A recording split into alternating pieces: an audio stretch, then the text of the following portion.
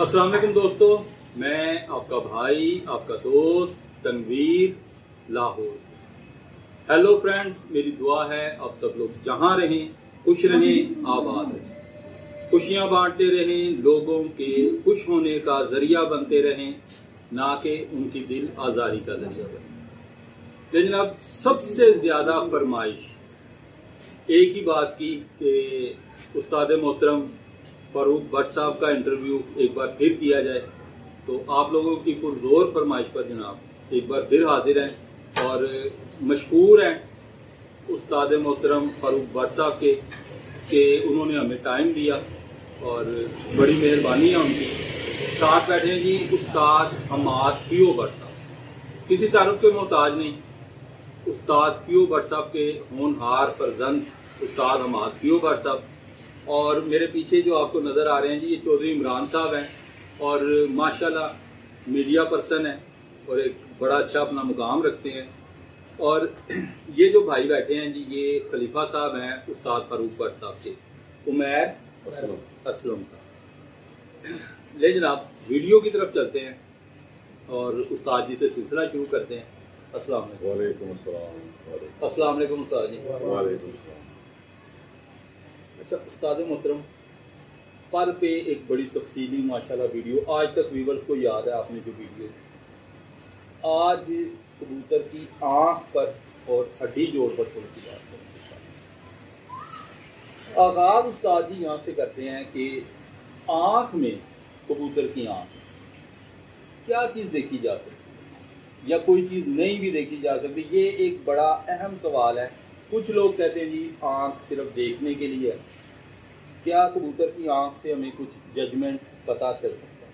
तो इस पे रोशनी करें। किसी आंख जो है ना बदलने तो नहीं देखने के लिए, और इस आंख को आपने देखना है, कबूतर तो देखता है जी। इसमें कलर और आंख के कलर से कबूतर की नस्ल का पता चलता है, ये कौन से नस्ल से ताल्लुक रखता है। नंबर 1 नस्ल का तायुन नस्ल का आंख से होता है। ठीक है। जैसे आप, मैं मिसाल दूंगा सर जी जी। कि आप नीवी वाले पकड़ते हो, कोई उस तरह का सफेद है पीली आंख में, तो ये नीवी वाला है। ठीक है। और कोई जालदार कबूतर है, बड़ा खूबसूरत है, उसकी आंखें नीली है, तो कहते हैं ये फिरोजपुरी है। बिल्कुल ठीक हो गया। ठीक है। अगर वो कलसरा है सफेद आंखों में, ये टैडी है, ये सेठ वाला, आंख से आप देखते हैं। उसको कलर भी कॉम्बिनेशन करते हैं कि कलर भी उसकी तरह का है कि नहीं, खाली आंख से तो नहीं होता। तो इसके अलावा आंख में जो हम देखते हैं ना, वो होनी चाहिए शाइनिंग। और सबसे पहले जो आंख की बनावट है ना, उसको मद्देनजर रखना चाहिए कि वो ऐसे हो जैसे नगीना जड़ा हुआ है, जो पुतली, डबल पुतली, ऊपर फिर पुतली, इतनी मोटी पुतली, ये ना परवाज में कमी का बायस बनती है। पलक की बात कर रहे हैं। हाँ, पलक क्या आंख के साथ मुंसलिक है वो। अगर आंख देखोगे उसकी ना, जो बड़ी, आपने डबल पलक की बात की, उसका क्या नुकसान होता है? उसमें परवाज कम हो जाती है।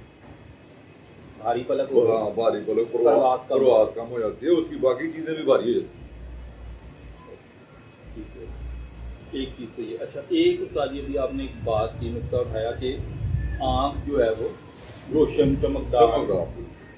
अब किस तरह देखेंगे उस्ताद जी कि ये रोशन आँख है, ये क्या मतलब, उसके अंदर खूबी क्या नजर आती है? वो क्या कहते हैं, जब आप आँख देखते हैं ना, तो उसमें वो चमक होती है, आपको नजर आती है। अच्छा। इसके नूर, जो नूर है ना, जी जी, वो उसके गिर्द तो एक दायरा होता है। ठीक है। किसी में लाल आँख में वाइट होता है, बिल्कुल। किसी में ब्लू होता है, ब्लू भी होता वो है, ग्रे भी आ जाएगा, ग्रे भी आ जाएगा, ब्लैक भी आ जाएगा, ब्राउन भी आ जाएगा। ठीक है। कोई भी दायरा होता है, वो उसकी नस्ल से ताल्लुक रखता है। शो करती है। अगर आप समुद्र को फिरोजपुरी से क्रॉस करा देंगे ना, तो क्रिमजी आंखों के बनेंगे, नूर के इर्द गिर्द नीले रंग का बड़ा शानदार दायरा बन जाएगा। ऊपर सुर्खी भी आ जाएगी, बाहर का दायरा भी बन जाएगा। क्रॉस डालने से ये रिंग बनते हैं। क्रॉस डालने, ये बहुत बड़ी बात आपने की कि ये जो रिंग है दरअसल ये प्योरिटी की अलामत नहीं है, ये क्रॉस डालने से बनते हैं। नहीं, प्योरिटी का इससे कोई ताल्लुक नहीं। प्योरिटी वही है जो कबूतर अपनी असल आंख में है, फिरोजपुरी है, वो नीली आंख में है। उसको रेतली जर्रेदार आंख कहते हैं, नीली नहीं होती उसकी, रेतीली जर्रेदार आंख। ये बड़ी अच्छी बात की साजी। हम मतलब बचपन में कहा करते थे सिमट अखे, सिमट आंखों वाले कबूतर, ये वही कबूतर है। हाँ, वही कबूतर है। तो आप देखो ना, वो आंख से आप अंदाजा लगा रहे हैं कि ये वो है, इसमें ये इस तरह क्रॉस आ गया, यानी ये नस्ल का तायुन आंख से होता है। अब वो कई कबूतर इसमें और भी चीजें हैं, इसमें कबूतर के ना मिजाज का भी पता चलता है। अच्छा, अगर गुस्सा है तो उसमें लाली ज्यादा है, वो गुस्से वाले हैं कबूतर। अच्छा, उनका ब्लड प्रेशर हाई हो जाता है। ये लाल आंख वाले उड़ते हैं, लेकिन आप देखेंगे अगर 10 बच्चे छोड़े ना तो 6 भाग जाते हैं। अच्छा, तो इसका मतलब ये नहीं वो अच्छे नहीं थे, वो कहीं और जाएंगे, वहां भी उड़ेंगे, शाम तक उड़ेंगे, अच्छे नस्ल के हैं। लेकिन वो पक्के करने मुश्किल होते हैं, उनको ना आप बड़ी मुश्किल से पक्के कर सकते हो। आप छोड़ो पाए उड़ के, पहली दफा फर्स्ट टाइम उड़ते हो 2-2 ढाई घंटे उड़ जाते हैं, ठीक है, उनको अंदर कर दो। अगर आप बाहर ही बैठे रहने देंगे ना, वो दोबारा उड़े ना तो वो चले जाने का अंदेशा लगा। तो यार नहीं, ये लाल अखे नहीं समझे, ये नहीं अच्छे, ये नहीं अच्छे। उसका हालांकि उनका मिजाज ऐसा है कि उनको हैंडल करना पड़ता है, हैंडल करना पड़ता है। और अगर वो पक्के कर लिए तो फिर उनसे ज्यादा उड़ता भी कोई बहुत उड़ता है, यही लेकिन वो एक आध ही रहता है ना। हाँ, लेकिन वो उसकी निस्बत अगर कोई दूसरी नस्ल के कबूतर हैं, टैडी भी बहुत भागते हैं, फास्ट टाइम में बहुत भागते हैं, ये उड़ के ही जाते हैं। और क्या कहते हैं, सियालकोटी कबूतर हैं, वो अगर आपने 6 बच्चे 8 बच्चे छोड़े, वो 8 के 8 के आपके पास रहेंगे। 3-4 नहीं उड़ रहे, वो नहीं भी उड़ रहे आपके पास है, जो उड़ रहे हैं वो आपके पास है। और सबसे बड़ी बात कि आप अगर लाल आंख का कबूतर है ना कोई, उसको आप कोई दवा दारू कोई गलत लग जाए या ओवरडोजिंग हो जाए तो वो रुकेगा नहीं। आप सुबह उड़ाएंगे ना, वो फौरन नहीं बैठेगा, वो भाग जाएगा। अगर सियालकोटी है, काले डोरे वाला, जिसकी आंख के बाहर काला डोरा है, उसको अगर लगाएंगे ना, उसने मिजाज को तस्लीम नहीं किया तो उसने बुरा मनाया, तो वो जल्दी बैठ जाए, घर ही आएगा, भागेगा जबरदस्त। वो घर में पड़े तो करते हैं, उड़ते नहीं, वो सामने नजर आ रहे होते हैं ना। तो 6 बच्चे छठे सी 4 उड़े नहीं, 4 उड़े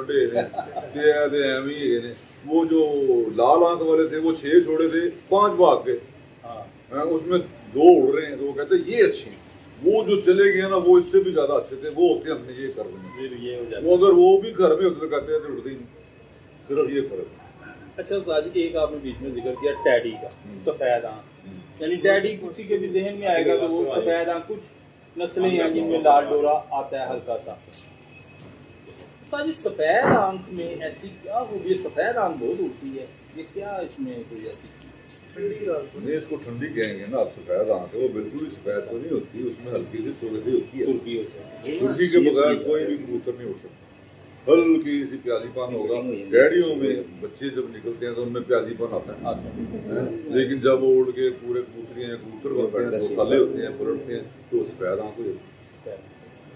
अच्छा उस्ताद जी, कुछ टैडियों में ये भी ऑब्जर्व किया कि जर्रे आ जाते हैं, जाली बन जाती है, आती है, ऐसा भी हो जाता है? होता है, लेकिन वो उम्र के साथ 5 साल बाद, 4 साल बाद, 6 साल बाद, अमूमन 4 साल के बाद उनके रिंग बनने शुरू हो जाती है। वो अपनी नस्ल को शो करेंगे कि इनका किससे ताल्लुक, इनमें क्रॉस पड़े हुए, यानी पीछे। अच्छा उस्ताद जी, अब देखें, ये तो माशाल्लाह आप जो बात कर रहे हैं ना, आप कुछ बातें कर रहे हैं हाई लेवल। आम जो व्यूवर्स हैं वो आपसे ये सुनना चाहते हैं कि हम कौन सी ऐसी अच्छी आंख रखें, उसमें हमें 2-4 पॉइंट बता दें कि जो हमारा शौक हो जाए और ये घर की वापसी अच्छी हो और हमारा शौक भी होता रहे। तो ये पॉइंट बता दें। वो मैं बता देता हूँ जी, लेकिन वो बहुत से लोगों को वो बहुत कम कबूतर मिलेंगे। ठीक है, लेकिन चलें तलाश कर सकते। जो सबसे अक्लमंद कबूतर होते हैं जी सर, सबसे अक्लमंद कबूतर, उनमें ना आँख में जरक होती है। अच्छा, वो ये उसकी आँख है ना, तो वो आप देखेंगे उसको पकड़ा हुआ तो यूं हिलेगी, ये डेला ही है। इनमें 6th सेंस होती है। अच्छा, ये कबूतर जो होती है ना, आम कबूतरों में तो 5th सेंस है ना, हमें भी इंसानों में भी, इंसानों में 6th सेंस वाले होते हैं, तो उनकी ना अल्लाह ताला ने ना कोई बहुत ही ज्यादा सेंस दी होती है। वो दूर से पेश आने वाला हादसा भी उनको पता चल जाता है। हमने देखा वो कबूतर हमने उड़ाए हैं, हमारे शाम को बैठते हैं कबूतर, वो बड़े बड़े सही टाइम कर रहे हैं, एक मौसम खराब हो गया, हमने वहाँ घर से उड़ाए हैं कबूतर, अभी 20 किलोमीटर दूर आती है। अच्छा, तो वो कबूतर हमारा भाग के नीचे आ गया, हम बाकी ऊपर ही 3 कबूतर ऊपर है जी, ए आ गया है, किस्म आ गया, कभी कुछ नहीं है, कुछ है जी। अच्छा, फौरन पता चल जाता। बाद में 15-20 मिनट बाद देखा वो शॉपर आ रहे हैं, वो ये आ रहे हैं, नजर नहीं आ रहा। उनको पता चलता है। अगर यही कबूतर बच्चा है, इसका बच्चा है, जी जी, आप उस बच्चे को छोटे से को बुढ़े से निकाल के उसको बाहर दिखा के बाद में भिगोगे ना, तो बुढ़े के ऊपर बैठा दें, तशक हो जाएगा, उड़ा दें, वो कहीं नहीं जाएगा, कहीं नहीं जाएगा। अगर अब जरग वाली आंख नहीं मिलती आपको, जरग वाली आंख वाला कबूतर अगर अंदर बुढ़े से निकल जाए ना, कमरे से भी निकल जाए, वो वापस आ जाता है। अगर ये वाली आंख नहीं मिल रही तो उसके लिए जो पुराने लोग सादा कराम कहते थे ना, अगर डबल रिंग, वो डबल रिंग देखो। डबल रिंग कौन सा? एक आंख के नूर के बाहर रिंग और एक आउटर रिंग, जो इसको सेहत वाला रिंग भी कहते हैं। ये हेल्थ रिंग, इस दो तो लाजमी होने चाहिए ना, बीच में जो मर्जी प्लेन हो, जिस तरह की मर्जी हो, सही ये दो रिंग होने चाहिए। अच्छा उस्ताद जी, ये माशाल्लाह ये पॉइंट नोट करने वाला बहुत बड़ा पॉइंट उस्ताद जी ने दिया है। आंख में उस्ताद जी ने लफ्ज इस्तेमाल किया जर्क। अब अगर किसी दोस्त को ये थोड़ी सी बात, क्योंकि अल्फाज होते हैं पंजाबी के, उर्दू के अल्फाज कुछ और होंगे, या किसी और जुबान में कोई भाई देख रहा है तो उसको अल्फाज कुछ और होंगे। हिलती हुई आंख, थ्रिलिंग हो रही है उसमें। ये उस्ताद जी ने जो बात, अगर आप उसके चोंच के ऊपर उंगली रखें, अपनी टिप्स यूं रखिए, तो उसमें करंट जाता हुआ महसूस हो। जिस तरह एक फ्रिज है, उसकी आवाज नहीं आ रही, वो चल रही होती है, जबरदस्त। उसका डोर खोलो, लाइट जल्दी होगी, लगी फ्रिज चल रही है, लेकिन कोई आवाज नहीं है। जहां आप ऊपर हाथ रखेंगे, आपको उसमें जो गूंज नजर आएगी कि ये फ्रिज चल रही है। इस तरह वो आप उस पर रखेंगे ना, तो वो उसके वो सारे मोशन हो रहा है। ये एक बहुत बड़ी बात है।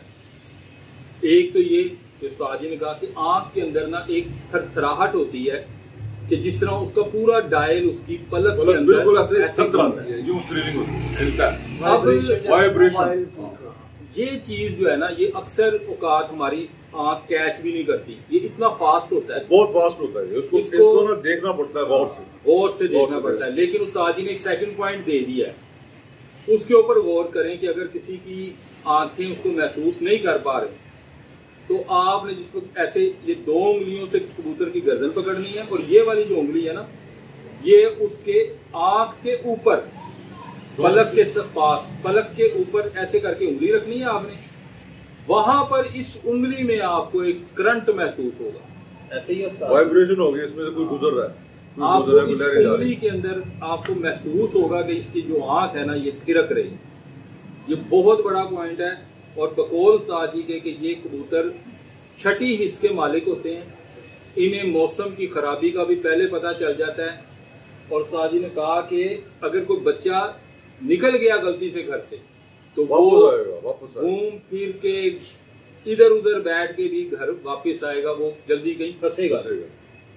ये तो निरुद्दीन साहब बुनियादी शर्त है अकल की, कबूतर की। लेकिन जो बुनियादी दो चार चीजें उनमें से ये बुनियादी है, आंख की थरथराहट, इसके बगैर नहीं। लेकिन उस्ताद हमारे उस्ताद ने मुझे बताया था, कहते थे बेटे सबसे पहले अकल लेनी है कबूतर की। जब जोड़े डालना है ना, जिसमें वाइब्रेशन होगी ना, उसको जोड़े डालो, दूसरे को नहीं डालो। क्या बात, जबरदस्त। मैंने उस्ताद जी तो जोड़े कम थोड़े से बनेंगे, कहते तो वही तो जोड़े हैं, उन्हीं को तो बढ़ाना है। क्या बात, उन्हीं को तो बढ़ाना है आपने। तो ये वाइब्रेशन बहुत जरूरी है। अच्छा उस्ताद मोहतरम, अब ये तो एक टॉपिक होगा। आंख में एक चीज हो जाती है, और वो है उसके नूर की जूम इन जूम आउट। कुछ कबूतरों की आंख जो है ना, वो बहुत ज्यादा करती है, पुतली फैलती है, टुकड़ती है, कुछ की कम करती है। इसमें अच्छा कौन सा? जिसकी सुकड़ती है वो अपर्चर उसका खुलता बंद होता ना, वो ज्यादा बेस्ट है। क्योंकि आप देखें ना, वो दूर तक देखता है। अब उसका ये मतलब नहीं है कि हाइट में जाएगा, अगर उसके पास पर ही नहीं है, वो क्या जाएगा? नहीं, ये बात ठीक है, लेकिन वो आँख की क्वालिटी में ना, वो एक क्वालिटी है। आप अगर आपको मैं कहूँ ना, ये देखें सामने ये बल्ब जल रहा है, आप ऐसे आँख खोलेंगे देखेंगे। मैं अभी आपको कहूँगा वो देखें जी, वो एक कौवा बैठा हुआ दरख्त के ऊपर, तो आप ना आंखें यूं करेंगे। वो कबूतर भी ऐसे आप जूम करेंगे, आप अपनी आंख को जूम करेंगे, यूं करके देखेंगे फोकस करने के लिए, तो वो कबूतर फोकस कर लेता है, इसलिए वो अच्छा होता है, पुतली अच्छी है। अच्छा, एक चीज और उस्ताद जी, जो बहुत अहम चीज है आंख के बारे में, इसके बारे में बताएं। कुछ कबूतर की आंखें नमदार होती, उनमें पानी नजर आता है, और कुछ की खुश्क होती है। अब इनमें अच्छी कौन सी है? नमदार आंख अच्छी है, क्योंकि ऊपर ना डस्ट उड़ती है, कबूतर ना अपने इलाके की खुशबू को पहचानता है। अच्छा, ठीक है। आप देखें जब बारिश होती है ना तो एकदम एक सूंधी सूंधी खुशबू आती मट्टी की। हाँ, वो मिट्टी फिजा में होती है ना, जब बारिश हुई नहीं, मट्टी तो ऊपर है, कबूतर ही ऊपर गया, उसको ही पता है ना, हमें तो नहीं पता क्या खुशबू है। वो अपने इलाके की खुशबू को भी समझता है। जबरदस्त। अच्छा, यही मट्टी ना उसको तंग करती है, उसकी आंखों में आती है। अगर उसकी आंखें खुशक है ना तो उसकी बिनाई पे फर्क आएगा, वो आंख को धो नहीं सकेगा। अगर उसकी नमदार आंखें ना तो जितनी ज्यादा अपना ये जो है ना पुतली इसको खुलेगा बंद करेगा, वो सारी मिट्टी साइड पे होकर बाहर निकलेगी, वैपर का काम करेगी। यानी अल्लाह पाक ने कबूतर को पानी दिया आंख में, और जब उसकी पलक चलती है तो वो उसको बकायदा साफ करता है, साफ करती है। अच्छा उस्ताद जी, बात हम कर रहे थे नमी पे, कुछ ये भी देखने में आया कि कबूतर परवाज में नहीं है, उसकी आंख नम है। बाद औक़ात कबूतर की नमी आंख की ख़त्म भी हो जाती है। इससे हम क्या नतीजा फंस सकते, पानी की कमी हो गई या कोई और मसला है? पानी की कमी कह सकते हैं, पानी की कमी कह सकते हैं। आँख को देख के ये जज किया जा सकता है कि कबूतर में अब पानी की कमी हो गई, शुरू हो गई है, उसका पानी पूरा करना चाहिए। इससे भी पता चलता है उसकी सबसे पहली चीज जो पानी की कमी की है ना, वो उसकी बीट है। अगर उसकी बीट में खुशक आ रही है तो इसका पानी कम हो रहा है। अगर वो यूं बीट की है उसमें साथ हल्का सा पानी है, वो बेहतरीन है।